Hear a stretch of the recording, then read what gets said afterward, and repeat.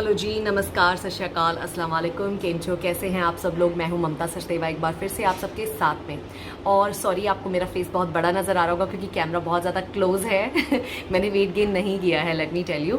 और आज हमने बात करनी है आप लोगों की रिक्वेस्ट के ऊपर ही जो वीडियो बन रही है, फ्लाई बिग एयरलाइन के ऊपर। आप लोगों ने कहा आप सुनना चाहते हैं तो मैंने ये वीडियो आपके लिए बना दी है। तो चलिए अब हम जो भी इस पर डिस्कस करेंगे वो सारा फ्लाई बिग एयरलाइंस के करियर्स पेज के ऊपर जो भी मेंशन्ड है, जो फ्रेशर्स के लिए एक सेगमेंट है, उसी के ऊपर बात करेंगे। फ्रेशर्स होता है जिन लोगों के पास पहले एक्सपीरियंस नहीं है, सिर्फ उनके पास पढ़ाई लिखाई है, उसके अलावा उनके पास जॉब एक्सपीरियंस नहीं है, उनको बोला जाता है फ्रेशर्स। तो फ्रेशर्स के ऊपर बात करने से पहले हम क्या करेंगे, हमने इस वेबसाइट का लिंक मैंने डिस्क्रिप्शन बॉक्स में आपके लिए डाल देना है, जहाँ से ये इन्फॉर्मेशन मैं पढ़ रही हूँ। नहीं तो आपको बता दूँ कि flybig.in/करियर्स अगर आप इसके ऊपर गूगल में टाइप करते हैं तो आप इस वेबसाइट के ऊपर सीधा पहुंच जाएंगे। फ्रॉड जो लोग होते हैं उनसे बचिए। किसी और लिंक के थ्रू जब आप किसी और लिंक पे आते हैं तो वो फ्रॉड भी हो सकता है। तो प्लीज़ सीधी इन्फॉर्मेशन सीधे पेज के ऊपर से मैं आपको पढ़ के बता रही हूँ। तो सबसे पहले इन्होंने पायलट्स के बारे में और कैबिन क्रू के बारे में और ग्राउंड स्टाफ के बारे में मेंशन किया है। तो हम इस वीडियो में स्पेसिफिकली सिर्फ कैबिन क्रू रोल के ऊपर फोकस करेंगे और मैं ईच पॉइंट को आपको एक्सप्लेन करूँगी। सिर्फ बोलूँगी नहीं एक वर्ड, कोई भी वर्ड ऐसा जो होगा जिसको मुझे लगता है आपको एक्सप्लेन करके बताने की ज़रूरत है तो मैं कैमरा थोड़ा सा पहले पास कर लेती हूँ ताकि मेरी आवाज़ आप तक प्रॉपर जाए, क्योंकि नीचे मेरा बेटा खेल रहा है, उसका शोर आपको वीडियो में आना शुरू हो जाएगा। तो सबसे पहले cabin crew, we are searching for talented personalities. Talented personality, अब टैलेंट जो होता है वो हर काम के लिए डिफरेंट टैलेंट चाहिए। अगर आप कुकिंग के लिए जा रहे हैं तो आपका टैलेंट आपको क्या चाहिए होगा, खाना पकाना। तो अब आप एयरलाइन में जा रहे हैं तो एयरलाइन में आपका सबसे बड़ा टैलेंट क्या होता है, आपका बोलचाल, आपके अच्छे तरीके मुस्कुरा के बोलना, आपका पॉजिटिव चेहरा, ये आपका टैलेंट है। तो मैं साथ साथ में एक्सप्लेन कर रही हूँ। We are searching for talented personalities to join our airline. If you are looking for a bright future, launch your career with us. We offer you state of the art training and exciting lifestyle and a promising career, not just a job. We expect that you look after our guest. तो सबसे पहले उन्होंने passenger को एक guest बुलाया है। Passenger और guest का मैं आपको डिफरेंस बताना चाहूँगी ताकि ये जॉब का रोल आपको अच्छे से समझ आए। एक गेस्ट क्या होता है, जैसे हमारे घर हमारा कोई रिश्तेदार आता है तो हम उसको कितने अच्छे से बिठाते हैं, उसका ध्यान रखते हैं, उसको खिलाते पिलाते हैं। तो ये एयरलाइन बोल रही है कि हम पैसेंजर्स को पैसेंजर्स नहीं, हमें एज अ गेस्ट ट्रीट करना है। तो आपकी जो कस्टमर सर्विस है, किसी को बातचीत करना, प्यार से बुलाना, पॉजिटिवली स्माइल देना और किस तरह से आप उसकी आवभक्त करोगे, तो वो चाहते हैं कि वो अच्छे से होगी। तो वो एक कस्टमर सर्विस का स्किल आप में होना बेहद ज़रूरी है। मेरा फ़ोन लॉक हो गया, उसको मैं खोल लेती हूँ। तो ये चीज़ उन्होंने कहा है और ये ओनली फीमेल्स के लिए है। सॉरी गाइज, प्लीज़ अगर आप चाहें तो वीडियो में आप बहुत कुछ सीख सकते हैं, किसी और एयरलाइन में यूज़ कर सकते हैं। तो इस वीडियो को बंद मत कीजिएगा, सुन ज़रूर लीजिएगा। तो ये वाली जॉब जो फ्लाई बिग ने खोली है वो फीमेल्स के लिए खोली है, मेल्स के लिए नहीं खोली है। I am sorry for that, लेकिन मेरी कोई गलती नहीं है, एयरलाइंस का अपना डिसीजन है। तो सबसे पहले है मिनिमम क्वालिफिकेशन एंड रिक्वायरमेंट्स। तो क्वालिफिकेशन तो सिंपली हमें पता है 12वीं उन्होंने मांगी होगी, जो कि ऑलरेडी बहुत सारे चैनल इसको कवर कर चुके हैं, लेकिन इसके पीछे का रीज़न भी मैं आपको बताऊंगी। और 12वीं जो आपको कोई नहीं बताएगा, आपकी प्रॉपर स्कूल से होनी चाहिए। प्राइवेट कैंडिडेट 12th को एंटरटेन नहीं किया जाता है एयरलाइंस में, क्योंकि ये क्वेश्चन मुझे बहुत ज़्यादा पूछा जाता था। तो रिक्वायरमेंट्स के ऊपर अभी हम थोड़ा सा ध्यान देते हैं। तो आपका इंडियन नेशनल होना ज़रूरी है। अगर आप इंडिया के, भारत के नागरिक हैं, आपका भारत का पासपोर्ट होना चाहिए। अगर आपके पास पासपोर्ट नहीं है तो अपना passport as soon as possible apply कर लीजिए, पासपोर्ट होना ज़रूरी है। आपका पैन कार्ड नहीं बना है तो बनवा लीजिए, पैन कार्ड होना ज़रूरी है। आधार कार्ड नहीं है तो आधार कार्ड बनवा लीजिए, उसका होना भी आपका ज़रूरी है। आपकी जो एज है मिनिमम 18 साल कंप्लीट होनी चाहिए, 19वां साल आपको लगा हुआ होना चाहिए। अगर आप अभी 18 के नहीं हैं, होने वाले हैं कुछ एक मंथ्स में, तो आप एलिजिबल हो जाएंगे। मैक्सिमम आपकी जो एज है, इस एयरलाइन ने ऑलरेडी बोला है कि हमें बिटवीन 18 प्लस से 30 मैक्सिमम चाहिए। अगर आप 30 क्रॉस करके 31 में हैं तो आपको नहीं लिया जाएगा। तो 18 प्लस और 30 से नीचे के लोगों को ही इस जॉब में लिया जाएगा।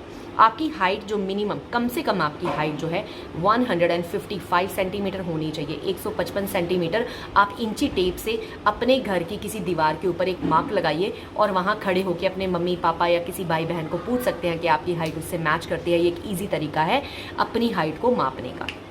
BMI रेंज, आपका बॉडी मास इंडेक्स क्या होता है, उसको आप गूगल के ऊपर सर्च कीजिए और आप काउंट भी कर सकते हैं। ये आपकी बॉडी के वेट और हाइट के बीच का एक प्रोपोर्शन होता है। ये क्यों मांगा जाता है, क्यों का जवाब देने के लिए ये वीडियो मैंने बनाई है, सिर्फ पढ़ के बताने के लिए नहीं।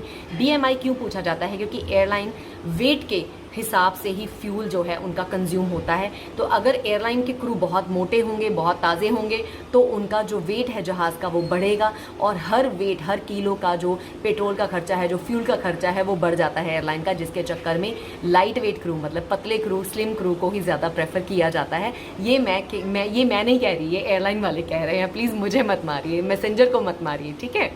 तो इसके बाद हमने बात करनी है BMI रेंज जो है 18 से 22 के बीच में होना चाहिए। अगर नहीं है तो आप अपना फिटनेस की तरफ ध्यान दीजिए। ये लॉकडाउन में डाइट कीजिए, अपना वेट कम कीजिए, जिससे आपका BMI इस रेंज के बीच में आ जाएगा। हाई स्कूल पास 10+2 आपकी मिनिमम मैंने ऑलरेडी बता दी है, और प्रॉपर स्कूल से आपकी +2 होनी चाहिए। Excellent health and fitness. अच्छी हेल्थ और फिटनेस का क्या मतलब होता है वो मैं आपको समझा दूं। अच्छी हेल्थ का होना कैबिन क्रू के लिए ज़रूरी है, क्योंकि फ़्लाइट में जो हम काम करते हैं कैबिन क्रू, कान सेंसिटिव हो जाते हैं कुछ सालों के बाद में, या अगर आप हेल्दी नहीं हैं तो फ़्लाइट में जो ऑक्सीजन होती है वो प्योर ऑक्सीजन नहीं होती, जिससे कि आपकी हेल्थ और ज़्यादा एग्रीवेट हो सकती है, प्रॉब्लम्स बढ़ सकती हैं। इसलिए एयरलाइन के स्टाफ को हेल्दी पहले होना ज़रूरी है, ताकि वो आर्टिफिशियल एयर में भी अच्छे से उनकी जो बॉडी है वो वर्क करे। मेंटल हेल्थ भी होनी अच्छी ज़रूरी है। मेंटल हेल्थ क्या होती है? अगर आप डिप्रेशन के शिकार हैं, अगर आपको अकेले रहना अच्छा लगता है, आप बहुत मूडी हैं, तो वो अच्छी हेल्थ के साइन नहीं माने जाते। तो ये सारी चीज़ें आप में नहीं होनी चाहिए। आपकी हेल्थ मेंटली और फिजिकली दोनों फिट, अच्छी फिटनेस होनी आपकी ज़रूरी है। Fluency in spoken and written English and Hindi. आपकी अंग्रेज़ी और हिंदी लिखने में, बोलने में आपकी अच्छी होनी चाहिए। मैं कहूँगी पढ़ने में भी अच्छी होनी चाहिए, क्योंकि अनाउंसमेंट्स भी जो फ्लाइट पे कराई जाती हैं वो कैबिन क्रू से ही कराई जाती हैं। तो कई लोग होते हैं वो लिख देते हैं झूठा कि मेरी हिंदी अच्छी है, और जब उनको हिंदी के अनाउंसमेंट बोलने के लिए कहा जाता है तो फिर वो मना कर देते हैं कि नहीं जी, मुझे तो हिंदी पढ़नी नहीं आती। तो आपकी हिंदी और इंग्लिश जो है बोलने में, लिखने में, पढ़ने में अच्छी होनी चाहिए। अगर आपकी हिंदी अच्छी नहीं है तो I don't think they will hire you. तो आपकी हिंदी होना बहुत ज़रूरी है। ये मैं उन स्टेट्स वाले लोगों के लिए कह रही हूँ जिनकी हिंदी अच्छी नहीं है। Out going personality and excellent interpersonal skills.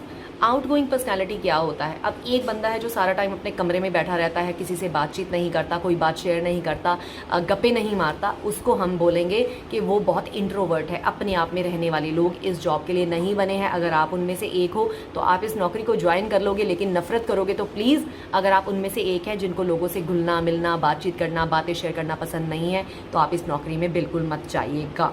लेकिन इस जॉब में जाना है तो ये चीज़ें आप में होनी ज़रूरी है, ये मैं बोल दूँ। एक्सीलेंट इंटरपर्सनल स्किल्स आपके होने चाहिए। आपकी लोगों को प्रभावित करने की क्षमता, जैसे अपनी छाप किसी के ऊपर छोड़ देना, वो होना ज़रूरी है। इंटरपर्सनल स्किल्स बहुत लंबी चौड़ी बात है, इसके ऊपर आपको खुद पढ़ना पड़ेगा। कुछ वीडियोस मैंने इसके ऊपर बनाई है कम्युनिकेशन और इंटरपर्सनल स्किल्स के ऊपर, जो मैं इस वीडियो के डिस्क्रिप्शन बॉक्स में डाल दूँगी, जो आप देख सकते हैं। उसके बाद बात आती है ability to work with in the team.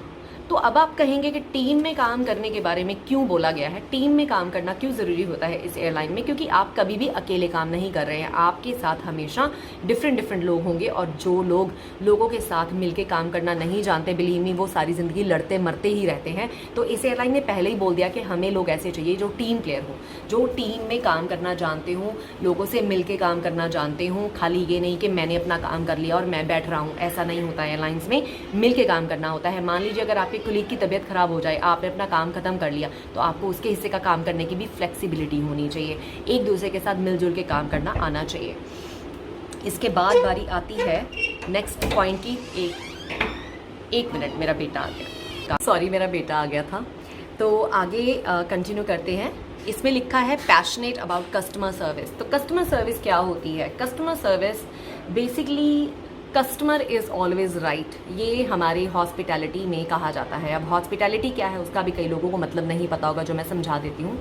जितने भी रेस्टोरेंट्स, होटल्स या जहाँ पे भी पब्लिक डीलिंग होती है, वो हॉस्पिटैलिटी सेगमेंट में उन जॉब्स को माना जाता है।